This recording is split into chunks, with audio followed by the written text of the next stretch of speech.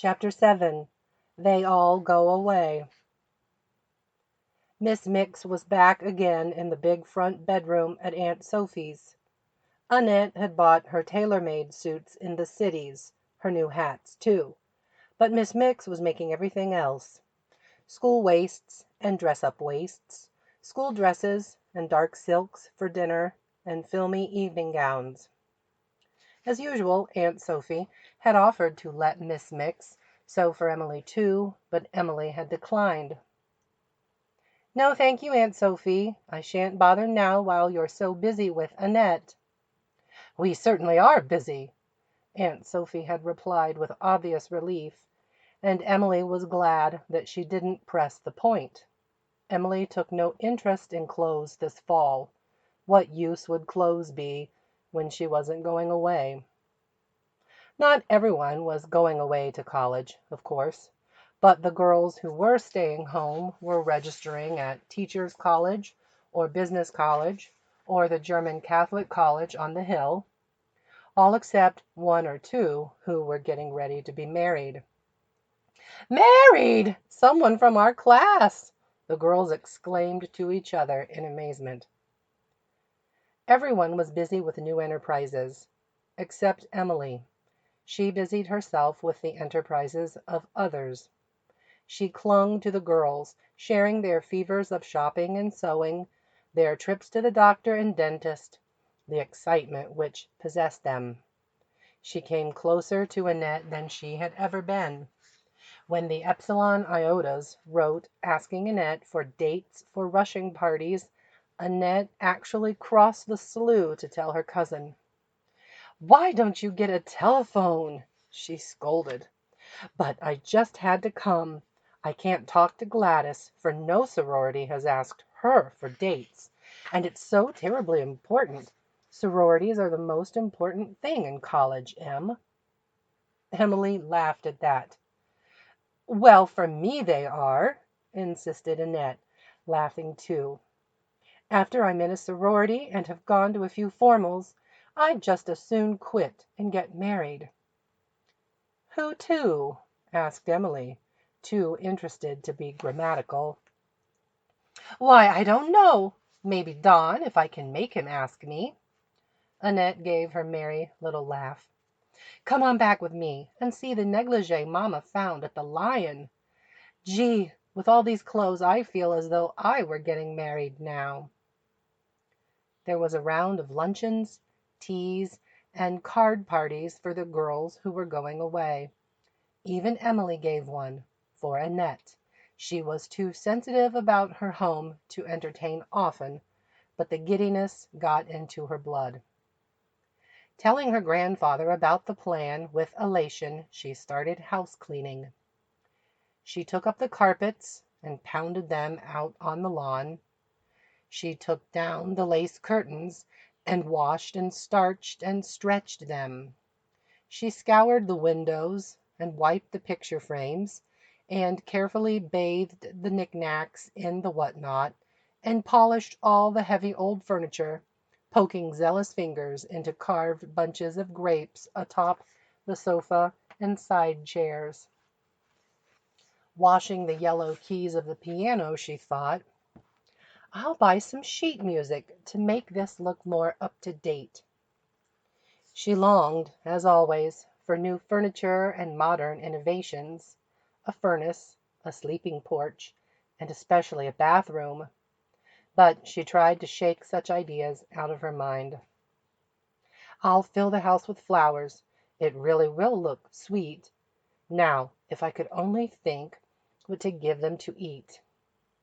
The other girls served such novel refreshments: cheese fondue, shrimp wiggle, white rice pilaf, and marvelous concoctions of marshmallow, pineapple, and whipped cream mixed together. They learned about them from their mothers, who served such things at luncheons. Emily was bewildered by them. "What's the best thing I cook, Grandpa?" she asked. "New England boiled dinner," he answered promptly. "But, Grandpa, I'm thinking of my party. The girls are going to stay for supper. I want to give them something nice." Roast chicken? He asked hopefully. And that giblet gravy your grandmother taught you to make.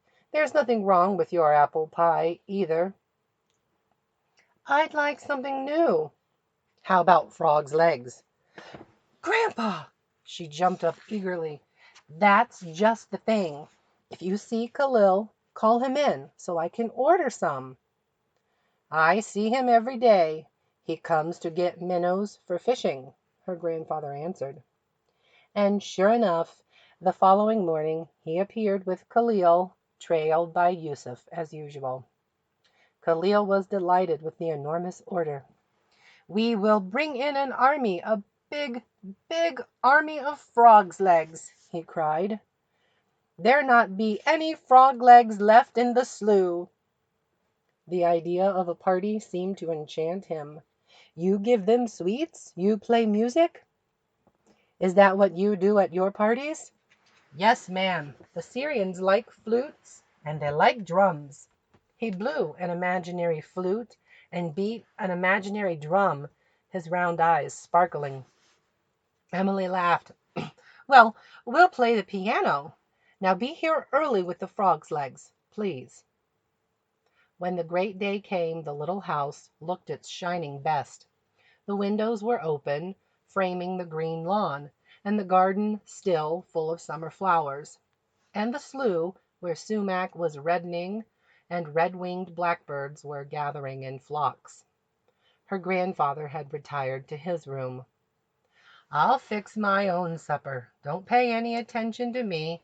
Just have a good time, he had said. And Emily knew they would have a good time as soon as she saw the girls spilling out of Gladys's Rio.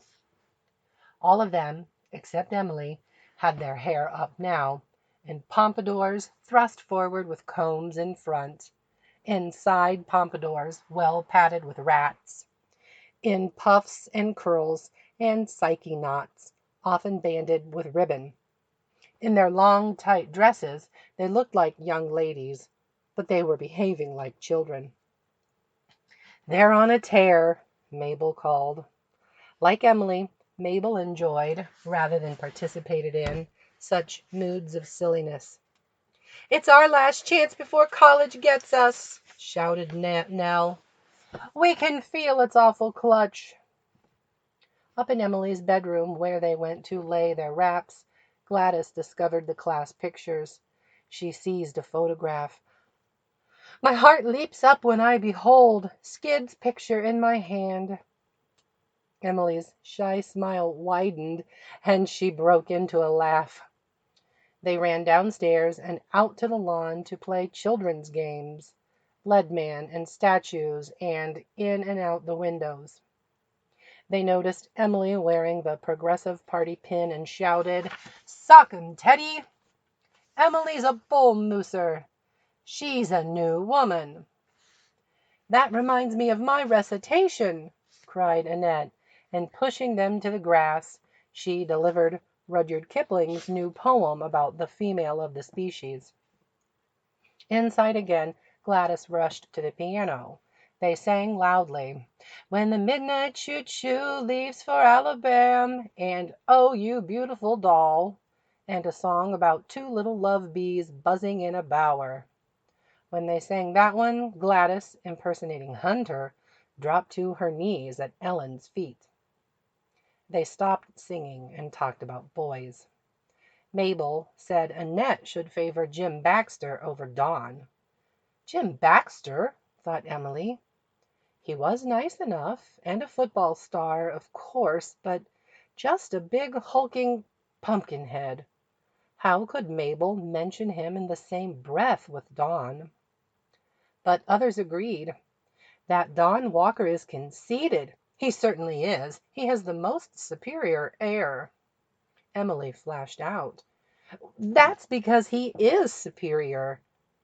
After she had spoken, she flushed, but nobody noticed. Em's right, said Annette. He's very intellectual. He admitted to me that he found high school pretty childish. She was silenced by a thrown cushion. Although they ate early, the September twilight had already fallen. Emily didn't have placemats, which were the stylish thing, of course, but candlelight shone graciously on her grandmother's gleaming damask, the heavy silver, the thin, pale dishes.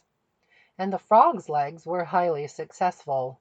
They not only caused excitement and merriment, but they were delicious as well, and so were the scalloped potatoes and the garden vegetables, the hot biscuits with homemade gooseberry preserves, and the fresh peach pie. Emily sat at the top of the table, a quiet little smile on her mouth. It delighted her that the girls had had such fun. She would remember for a long time when they were all away, Gladys at the piano, Annette reciting with her ridiculous gestures, "The female of the species is more deadly than the male." There was only one moment when she felt anything but happy. That came when the girls were leaving and Gladys, sitting down at the piano again, struck up the University of Minnesota hymn. Minnesota, hail to thee, our college dear. In leaving, Annette put her arm around her. It was a wonderful party, Em. You ought to give them oftener. I'm glad I'm going to college, if it makes you entertain. Ellen said soberly, "I wish you were going too, Em." Mabel added, "So do I." Emily didn't know what to answer, but fortunately Gladys broke in. "Let's go up to the high school tomorrow and show off. What do you say? Watch the poor kids toiling. Let's wear our new fall clothes. Oh, let's." So when they started out next morning, Emily, in a Peter Thompson suit with a red hair ribbon, was the only one who looked like a schoolgirl. The others were impressive in gigantic velvet hats and long, slim suits. Gladys Dunn's was slit to the knee. Hilariously, they climbed Walnut Hill and passed through the big front doors of the high school. Inside, with the familiar smell of chalk dust and healthy perspiration. The stairs were crowded, but the students seemed younger than they had seemed last year. They seemed to belong to a different world. When the others went into the social room, Emily lingered in the upper hall, looking in the trophy case at the debating cup she and Don had helped to win. "I wish Stewie was here," she thought. "I wonder who's coaching the debating team this year." She hailed Jerry Sibley and asked him. "The new civics teacher." "What's his name?" "Mr. Wakeman." "I'll bet he isn't as nice as Stewie," Emily said. Then the bell rang, and the visiting alumni marched self-consciously into the assembly room where the faculty sat on the platform. Miss Clark, Miss Fowler, and the rest ranged behind Miss Bangerter, the queenly principal. Annette nudged Emily. "Good looking," she whispered, indicating a newcomer among the teachers, a large young man with an air of easy self-possession. "It must be Mr. Wakeman, the new civics teacher," Emily said. "He's coaching the debating team." After the exercises, they scattered to the various classrooms, speaking in new familiarity with the teachers. Several of them asked, "What are you going to do, Emily?" "Just take care of Grandpa," she always answered cheerfully. She was consistently cheerful and matter of fact. It was hard to maintain this attitude, however, during the next few days. One by one, her friends went away, and there was a train party for each. Mabel Scott left first. Vassar was so remote. Then Hunter and Ellen departed for Carleton, and Nell for St. Catharines. Last of all went the large gay group headed for the State University at Minneapolis. Walking to the 4:45, Emily saw a line of birds weaving through the sky. Even the birds were going away. The seekers after knowledge were waiting on the station platform, rimmed with parents. Jim Baxter looked glum. Fred Mueller's face was shining under well-brushed blond hair. He was going to study to be an architect. "Wish me luck, Emily," he said. Skid, a flower in his buttonhole, was making jokes about Gladys's slit skirt. Gladys chased him down the platform. Don, in a new ulster and new snap-brim gray hat, smoked cigarettes and acted old and worldly. He didn't say a private word to Emily. He was busy teasing Annette. "Everyone will know you're a freshie," he told her, for her new tailored suit was green, and her big hat was green, and she wore a flat green bow at the neck of her waist. At last, with expectantly swinging bell, the train pulled in. They all piled into the parlor car, and Emily looked around with interest at the big easy chairs, the large well-polished windows, the racks for luggage, the white-coated porter. She had never traveled, not even to the cities. "All aboard!" shouted the conductor, and everyone climbed off except the travelers, who came out to the observation platform. Still jokes were shouted, and messages and admonitions, but a whistle blew, and slowly, inexorably, the train pulled away. Aunt Sophie was dabbing at her eyes. "Don't be silly," Uncle Chester said. "You can go up to see her next week." "But we're going to miss her so. You'll have to come see us often, Emily." "I will." She refused a ride and walked briskly up Front Street, trying not to feel as though a trap door had shut. Dusk was chilling the air, but it smelled of September, of beginnings. September was a month of beginnings, or ought to be. She checked that thought. "Now, I'm not going to let this get me down. I'm not made that way. Thank God I have a backbone, and a good stiff one, too." She started over the slough. "I'm sorry not to be going to college, of course, but you can't have everything. I have my home and Grandpa. There must be lots I can do." The slough was noisy with birds and frogs, as it always was at twilight. Above her grandfather's house, pink was fading from the sky. She turned in at the sagging gate and walked up the path under the shadows. At the porch, she stopped to wink violently. She lingered, breaking off some withered lily stalks, and strolled around the side of the house. "Now, I'm not going to be a crybaby," she said. But out of sight of any window, she dropped down on the cellar door, put her face into her hands, and cried.